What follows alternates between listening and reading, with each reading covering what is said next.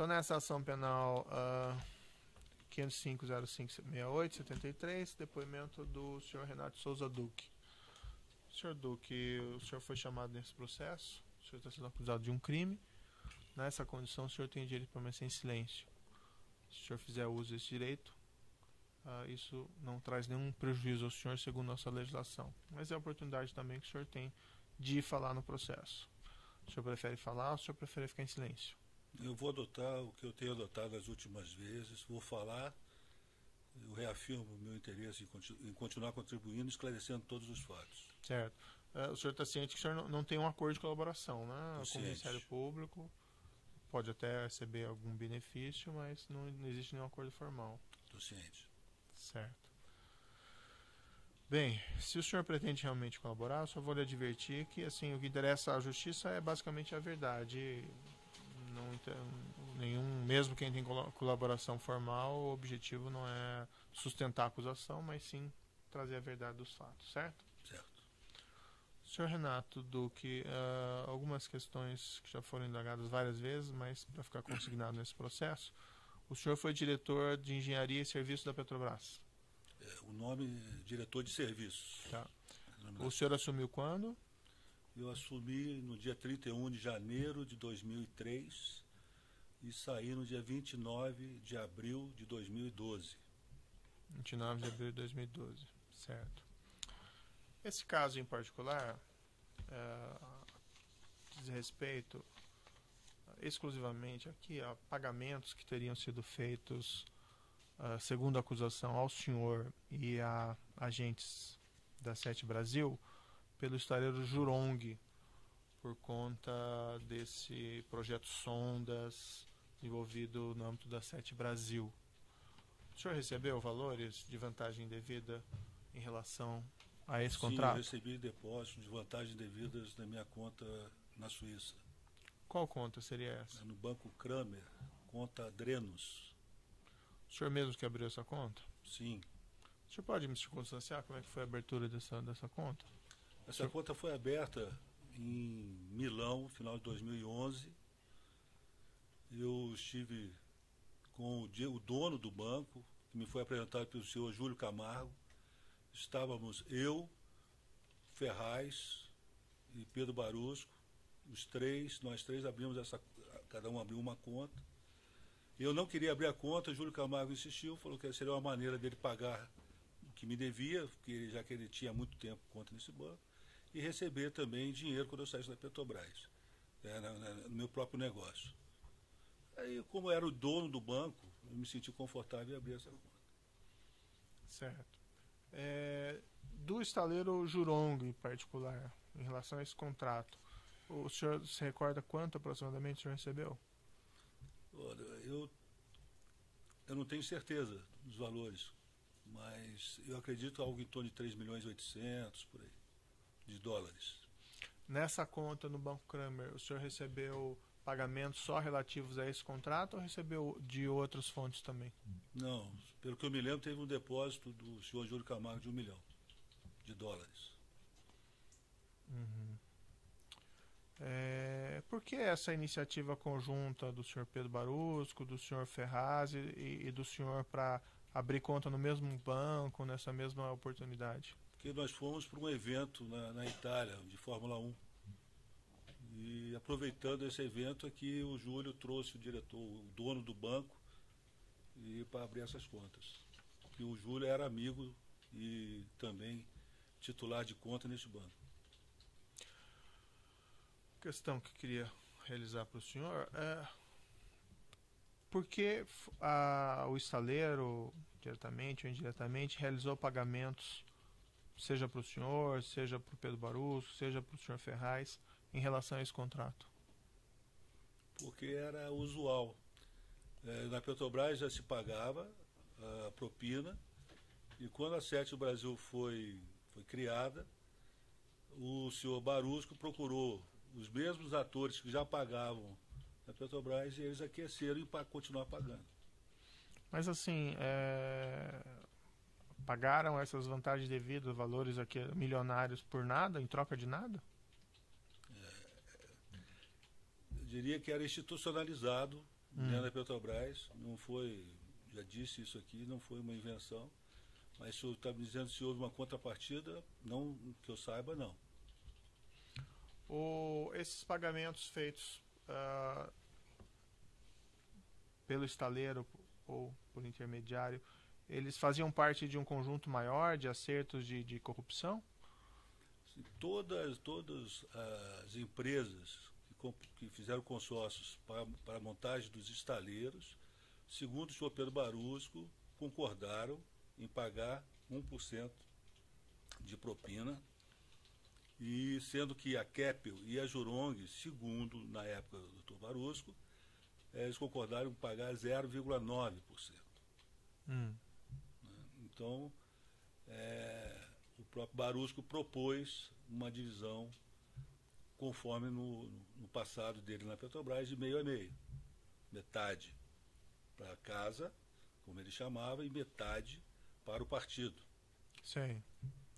Aí o senhor Vaccari disse que foi a primeira vez que isso aconteceu, desde que eu estive com o senhor Vaccari, desde 2007. O Vaccari disse, olha, eu não tenho como tomar essa decisão de meio a meio, porque quem está cuidando desse assunto é o doutor Antônio, se referindo a Palocci.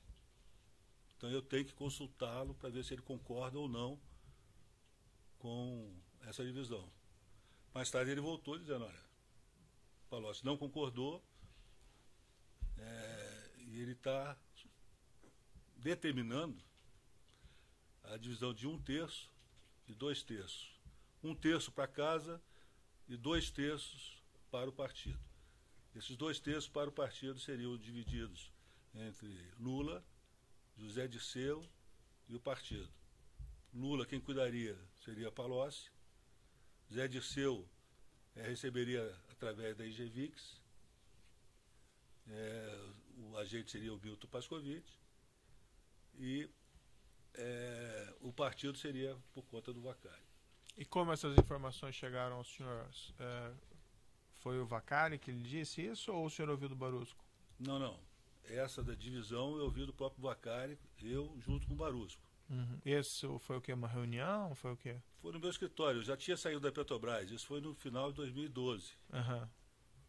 Então, quando se questionou se continuaria, se as empresas tinham combinado o acerto do pagamento da propina, o Barusco desconversou, primeiramente, mas falou que ia conversar com as empresas, e depois o Barusco voltou, disse que tinha conversado e que tinha conseguido o acerto. O acerto nessa proporção que eu falei para o senhor. Sim. 1% dos estaleiros, mais 0,9% da Keppel e 0,9% da Jurong. E por que pagar o partido? Por que pagar os representantes do Partido dos Trabalhadores? Por que dividir essa comissão? Por que o Barusco dividiu? Isso. O Barusco, justamente, ele questionou por que ele ficaria com a menor parte, 1/3, e o partido 2/3, já que ele tinha feito tudo. E o que foi dito é o seguinte, você só está aí porque o partido te apoia. Se você não concordar, você vai ser tirado. Quando começou essa negociação de propinas com esses estaleiros nesse fornecimento das sondas? Doutor Moura, meu entendimento começou depois de assinado o contrato, que foi em agosto de 2012, salvo engano. E antes não havia uma conversa nesse sentido? Não havia conversa, na minha opinião, porque estava implícito. Se tratava de empresas que já usualmente pagavam propina nos seus contratos. A Jurong, por exemplo, ela pagava? Pagava. Jurong pagava, a Keppel pagava, todas pagavam. Mas, por exemplo, elas já conseguiram o contrato, já assinaram o contrato, por que vai pagar propina daí? É institucionalizado, eu acho que é no sentido de continuar com uma política de bom relacionamento. E, em particular, o senhor não era da Sete Brasil, o Não. senhor era diretor da Petrobras. Ex-diretor, desculpa. E depois o senhor, inclusive, saiu da Petrobras. Parece que os pagamentos aqui foram pelo que o senhor não era mais diretor, né? Sim. Por que pagar o senhor? Essa é uma outra questão que eu esclareci da outra vez. quando se definiu 1/3 para a casa e 2/3 para o partido, o Barroso me procurou e disse o seguinte: vamos fazer 1/3. Vamos dividir esse 1/3 entre casa 1 e casa 2. Você vai ficar com casa 1 e nós vamos ficar com casa 2. Nós seria Barusco, Ferraz e Musa. E eu vou, dentro desse casa 1 que é você recebe um percentual por estar cedendo a conta. Como eu já estava fora da Petrobras, eu concordei. Mas como cedendo a conta? O depósito dessa casa 1, que foi feito na minha conta, eu ficaria com 10%. E o Barroso ficaria com 90%. Mas o senhor transferiu o dinheiro para ele? Não cheguei a transferir. E só o senhor na Petrobras receberia ou alguém mais também? Não. O que aconteceu nessa conta do Banco Crame é que eu combinei com o Barusco, 1 milhão dessa conta foi transferida para o senhor Roberto Gonçalves. Por qual motivo? Porque ele foi o gerente executivo que substituiu o Barusco e trabalhou nesse processo. Eu falei que era razoável que ele recebesse alguma coisa. Mas assim, mas receber por quê? Era o trabalho dele, o trabalho dele era esse. Não era como se fosse um reconhecimento pelo que ele tinha feito. Não teve nenhum motivo a mais. O senhor conheceu o senhor Guilherme Esteves de Jesus? Conheci, sim. Ele era representante da Jurong? Ele era representante comercial da Jurong. O senhor tratou com ele sobre esse assunto da vantagem devida? Não, senhor. Desses pagamentos? Não, senhor.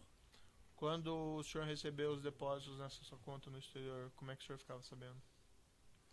O Barusco me avisava que seria feito depósito e, posteriormente, o agente do banco, em visita ao Brasil, confirmou que tinha ocorrido o depósito. E o senhor não tinha nenhum contato com o pagador desses valores? Não. O senhor sabe quem pagava esses valores? A conta, especificamente, de onde veio, eu não sabia. Eu presumia que poderia ser ou Jurong ou Keppel, que esses dois estaleiros é que ficaram encarregados de pagar a casa. O senhor, em outros contratos, anteriormente tratou com o senhor Guilherme Esteves sobre pagamentos de vantagem devida? Não, senhor. O senhor tinha conhecimento se era ele o responsável por esses pagamentos? No âmbito da Jurong? Sim. Por que o senhor tem esse conhecimento? Conversa com o Vacari me informou que quem acertava com o partido era o senhor Guilherme. Quem acertava com o partido, mas acertava o quê? Propina, a parte do partido que cabia na Jurong pagar, ele acertava com o senhor Guilherme. Em relação a essas sondas da Sete Brasil ou em relação a outros contratos? Não, em relação a outros contratos. Em relação ao Sete Brasil, o contrato da Jurong ficou para ser pago exclusivamente para casa, numa divisão que foi feita. Tá. O senhor pode me explicar melhor essa divisão que foi feita, então? Que a Jurong ficou de pagar exclusivamente a casa? Pois não. Depois de passar dessa fase da divisão 1/3, 2/3, o Barusco retornou ao Vacari, em outra ocasião, eu presente também, sugerindo que, ao invés de todos os estaleiros pagassem para todos os envolvidos, casa e partido e Lula, que tivesse uma nominação de qual estaleiro pagaria quem.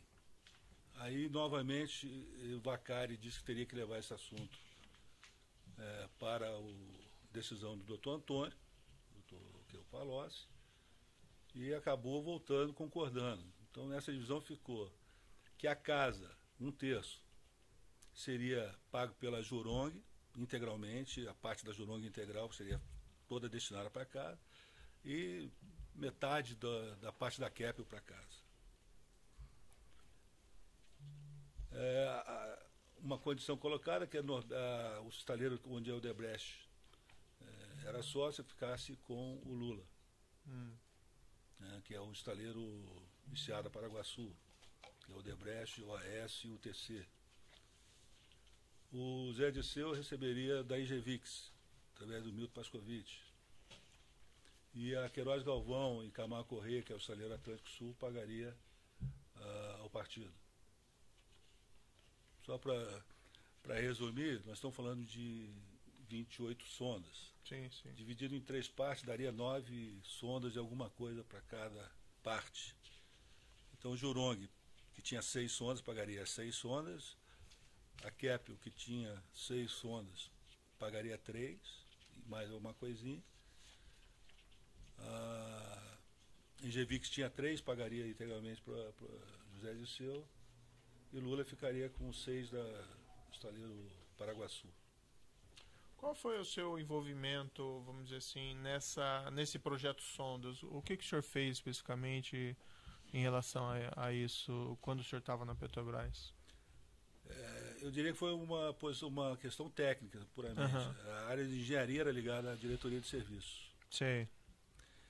E nós tivemos 2 modelos para atender essa necessidade das plataformas. Um modelo que era defendido pela engenharia e outro modelo que era defendido pelo EIP. O EIP defendia o quê? Tá bom, então nós vamos fazer tem que ser no Brasil, nós vamos no mercado de afretadores, mercado internacional, com a condição de que eles construam no Brasil e eles apresentam as taxas diárias. Certo. A posição da engenharia que os afretadores não iriam querer correr o risco de contratar um estaleiro virtual, sem experiência, e com risco de atraso. Isso não daria certo. Então a engenharia defendia que a Petrobras construísse. Certo. Com uma estruturação financeira. Uma estruturação financeira que desse suporte para arrecadar o financiamento para essas sondas, já que nós estamos falando de 20 bilhões de dólares, e que fosse feito estudo para que, inclusive, esse valor ficasse fora do balanço da Petrobras, para não aumentar a dívida. Então se constituiu um grupo de trabalho para desenvolver essa estrutura financeira.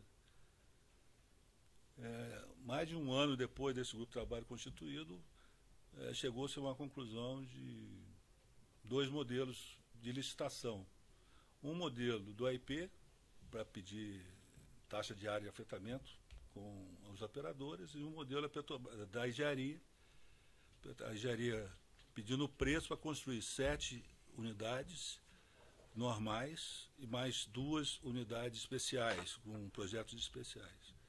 Então seria o AIP para 19 sondas e a engenharia para 7 mais 2, 9, totalizando 28 sondas. O que aconteceu é que durante essa licitação foi criada a SET Brasil. Essa estruturação financeira, foi feito um FIP pela Caixa Econômica Federal, começou o Santander a trabalhar para arrumar os investidores, obter os investidores. E quando nós abrimos os preços do afetamento vieram muito altos. Sim. Os valores vieram altos. E nessa licitação sagrou-se vencedor o Estaleiro Atlântico Sul. Essa foi a licitação da exploração, da área de exploração. Da área de engenharia, Da engenharia. conduziu essa da construção das 7 unidades. Tá, As outras 2 especiais foram canceladas. tá, E o AIP conduziu da 19. certo.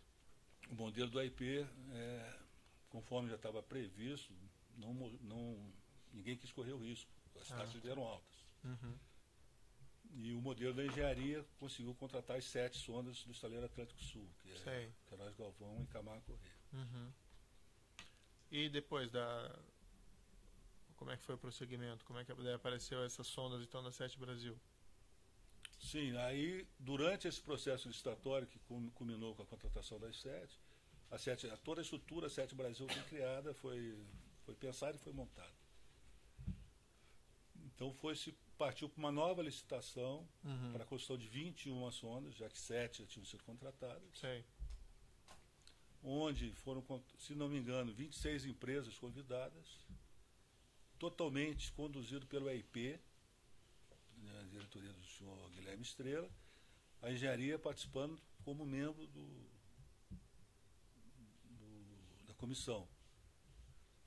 E assim foi feito. essas 21 sondas junto aos estaleiros nacionais, com a Sete Brasil sendo uma das 26 convidadas. Sim. Somente apresentaram proposta duas, a Sete Brasil e a Ocean Rig, uma empresa operadora. E acabou que a diretoria aprovou a contratação das 26 sondas, 21 da Sete Brasil e 5 da Ocean Rig. A acusação afirma aqui que o preço dessas sondas da Sete Brasil ficaram superiores àquela do Atlântico Sul. É isso mesmo?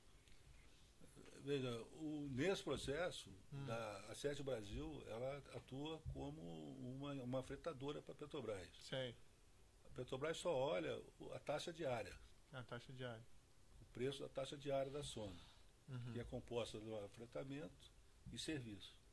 E como é que ficou a taxa diária cobrada pela Sete Brasil da Petrobras? Ficou maior ou menor do que aquela do Atlântico Sul? Não, como eu falei para o senhor, o modelo do Atlântico Sul era diferente. Era diferente. Né? O Atlântico Sul, a Petrobras construiu as sondas, quer dizer, contratou a construção da sonda com o estaleiro direto, e a PNBV queria operar a sonda. Ah, sim. A própria Outra Petrobras. empresa. O PNBV é um braço da Petrobras. E haveria possibilidade de comparar as taxas diárias, então, dessa outra empresa com a que ia ser cobrada pela Sete Brasil? Haveria, na medida que você tem... essas 7 que a Petrobras contratou, posteriormente ela passou para a Sete Brasil. Então. Ela transferiu. Quando a Sete Brasil adquiriu a Sete Internacional, a Petrobras transferiu essas 7 unidades do Atlântico Sul para a Sete Brasil. E a taxa diária ficou compatível, até onde eu me lembro. O senhor, de alguma forma, influiu nesse processo para que a Sete Brasil procurasse esses específicos estaleiros para fazer essa contratação? Nós estamos falando, doutor Moro, de estaleiros que custam em torno de 2 bilhões de reais. Então a gente já sabia, mais ou menos, que para entrar numa empreitada desse porte, teriam que ser grandes empresas. E no Brasil seriam as grandes construtoras que sempre demonstraram interesse. Então já se sabia, de antemão, quais seriam as empresas. Isso aí não era segredo para ninguém. Mas o senhor influiu nesse processo decisório lá, por exemplo, do Pedro Barusco, do pessoal da Sete Brasil? Não. A montagem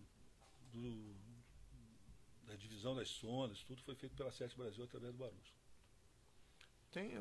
É mencionado na denúncia, no evento aqui, arquivo AUT 55, tem um laudo 1476, e tem um e-mail, eu até mostrei para o senhor em outra audiência, que foi enviado pelo Rogério Araújo, para o Márcio Faria, o Marcelo Debrecht, sobre essa questão. Esse e-mail é um e-mail de 4/4/2011, folha 16, e ele começa: estive hoje com o Dr. Duque. Daí tem uma série de coisas.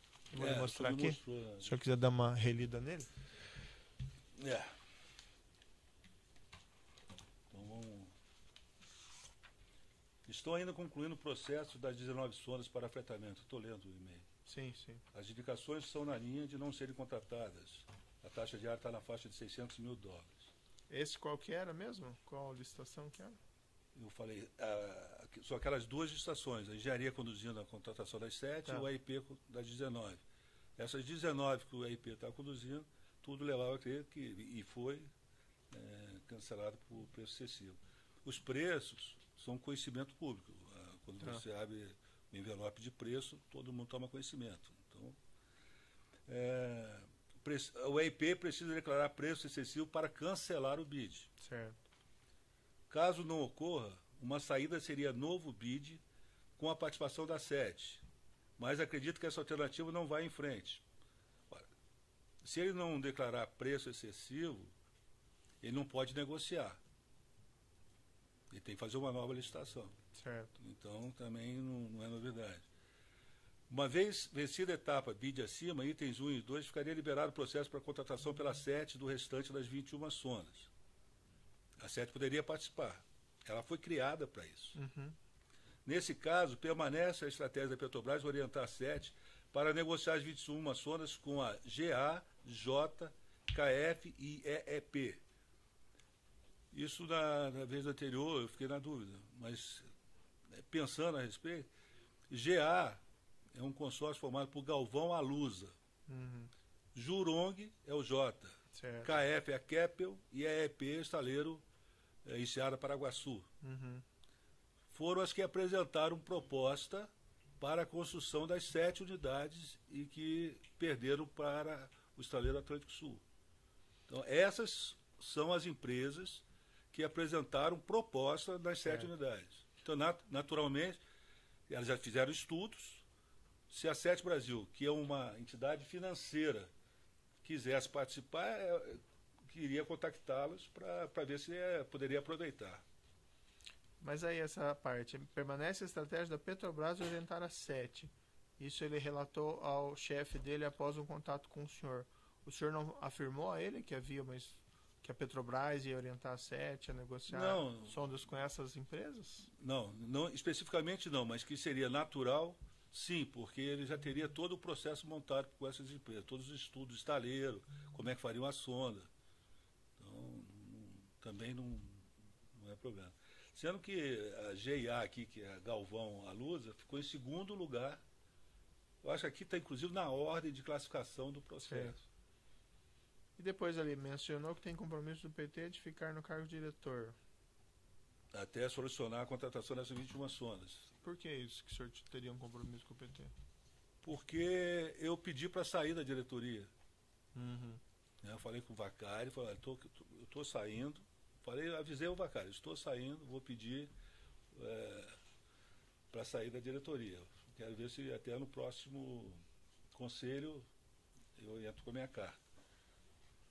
Aí o Vacari me volta e fala assim que ele tinha recebido uma incumbência do Lula, pedindo que eu ficasse até o término desse processo, porque esse processo era muito importante, não só para o país, como para o PT. E eu falei, tudo bem, eu fico até o término desse processo, então. Mas esse compromisso tinha alguma relação também com essa questão da arrecadação dos valores lá, de propinas? Certamente, uma contratação de 20 bilhões, doutor, ela viabilizaria um projeto político, sem dúvida alguma. Mas isso foi lhe dito também, ou o senhor está eu estou colocando concluindo como implícito? Porque tratava-se de empresas que já contribuíam. Uma vez essas empresas, no contrato somando 20 bilhões, certamente iria... estou falando de 200 milhões aí de propina. Né? E depois a última lá, afirmei para ele que manifestou satisfação sua posição do EEP de flexibilização para negociar e chegar a um acordo com a Sete. Sentido, sim. Ele me disse aqui, realmente eu não me recordo, estou lendo agora, estou tentando, que ele teria me dito que o estaleiro em Seara Paraguaçu estava disposto a flexibilizar e diminuir preço, entendi, flexibilizar nesse sentido, para chegar a um acordo com a Sete, para apresentar uma proposta boa para a Petrobras.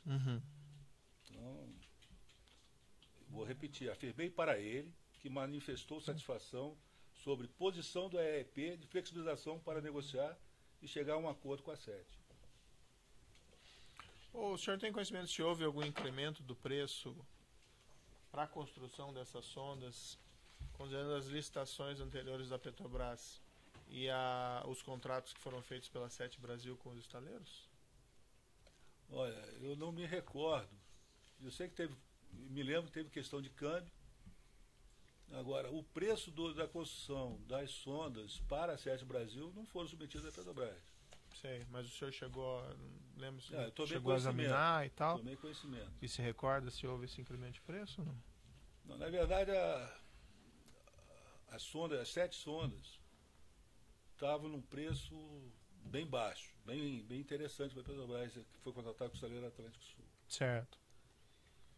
Se você olhar a diferença do preço da primeira colocada nesse certame, que foi o Queiroz Galvão e Camargo, Atlântico Sul, para a segunda colocada foi de 7 milhões por unidade apenas. Disso. Posteriormente, eu vim a saber que, pelo grande investimento já feito no estaleiro para a construção dos navios da Transpetro, o Atlântico Sul entendia que não podia perder a licitação para uma nova entrante, que nem estaleiro tinha. Uhum. E soube que, por isso, o Ildefonso, que era então o presidente, procurou saber qual era o preço da Galvão e deu um preço menor, 7 Sim. milhões. Depois vieram tentar subir o preço depois de levar o contrato, mas sem êxito. E havia algum problema de execuibilidade para fazer Não. ao preço? Não. Aquele preço? É um preço apertado, bem apertado. Eu não sei qual foi a conclusão do processo, que eu saí antes. Eu vou interromper aqui pelo tamanho do áudio, pode ser?